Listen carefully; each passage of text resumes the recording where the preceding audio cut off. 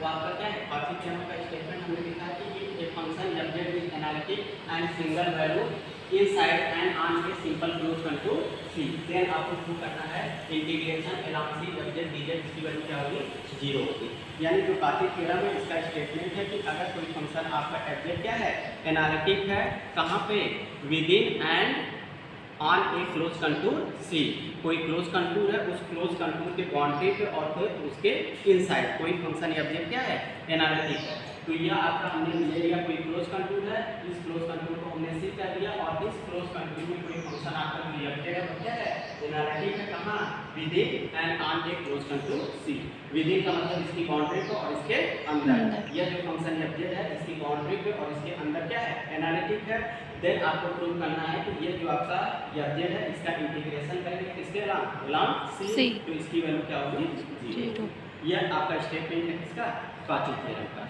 तो इसमें देखिए आपका प्रूफ हमने किया, तो प्रूफ में आपका क्या है, आप जानते हैं कि जो ऑब्जेक्ट यहाँ पे देखिए मेन आपको निकालना क्या है, ऑब्जेक्ट डीजे, ठीक ना। तो हम क्या करेंगे, ऑब्जेक्ट निकाल लें और डीजे निकाल लें, ला कर इसकी वैल्यू रख के क्या करें, उसका के बाद इंटीग्रेट करें, ठीक है। तो ऑब्जेक्ट आपका एनालिटिक फंक्शन है और ऑब्जेक्ट इक्वल टू आप जानते होता कितना, u प्लस आयोटा भी, u and v both are function in x and y, हो गया। अब इसके बाद चाहिए किसका, dz की वैल्यू चाहिए। तो z की वैल्यू आपको पता है, z इक्वल टू क्या होता है, x plus iota y।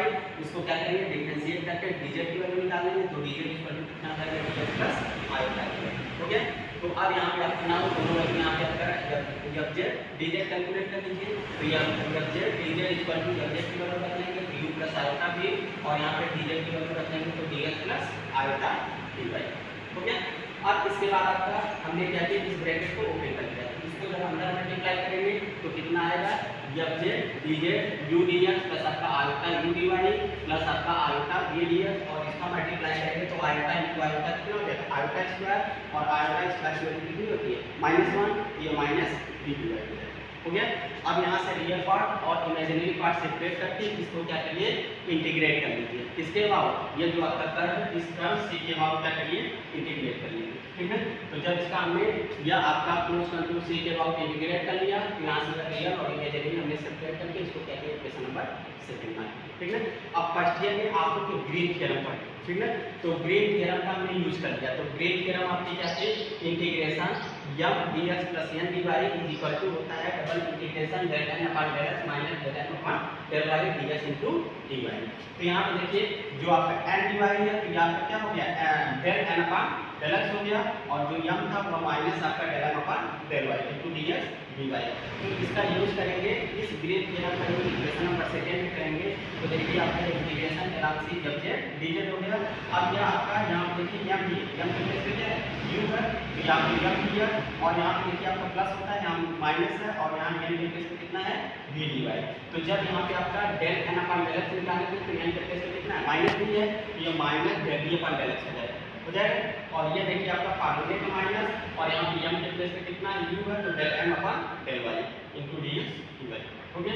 Plus आया था कांस्टेंट को बाहर रखिए, इंटीग्रेशन, फिर यहाँ पे वही आपका कितना बना, यहाँ पे देखिए m dx, m के प्लेस में v है और n के प्लेस में कितना है, u है। तो जब n के प्लेस में v, तो n के प्लेस पे u है, तो यहाँ पे कितना हो जाएगा, del n upon del x, तो यहाँ पे del u upon del x हो गया, और यहाँ पे आपका माइनस ये कितना हो जाएगा, del v upon del y हो जाएगा। माइनस आपका क्या होता है, del m upon del y, तो यहाँ पे प्लेस पे कितना है, हो गया। अब यहाँ पे आपका इनटू dx dy। अब इसमें आपका क्या करेंगे, CR इक्वेशन का यूज करेंगे, ठीक है, क्योंकि फंक्शन ऑब्जेक्ट आपका क्या है, एनालिटिक है। तो जब फंक्शन आपका एनालिटिक होता है तो वह CR इक्वेशन को क्या करता है, सेटिस्फाई करता है। और जो CR इक्वेशन होता है वो किसके इक्वल होता है, जो del u upon del x होता है वो इक्वल होता है किसके, del v upon del y, del v upon del y होता है। एंड जो आपका del u upon del y होता है वो इक्वल होता है किसके, minus del v upon del x, del v upon del x होता है कि नहीं। तो इसमें हमने क्या किया, CR इक्वेशन का यूज कर लिया।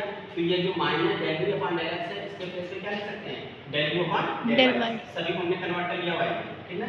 और minus del u upon del y पहले से बच जाता है, ये dx इनटू dy प्लस आएगा डबल इंटीग्रेशन, यहाँ पे लिखते del u upon del x, इसके प्लेस पे क्या लिख सकते हैं, del u upon del x, ये क्या आ जाएगा, del v upon del y, और minus del u upon del y ये पहले से बचा, ठीक है। अब इसको थोड़ा सा और सिंपलीफाई करेंगे तो यहाँ पर कितना हो जाएगा, इंटीग्रेशन अलोंग सी या आपका object dz is equal to, ये कितना आ गया, 0 आ गया, और यह भी देखिए दोनों से में यह भी क्या आ गया, 0 आ गया।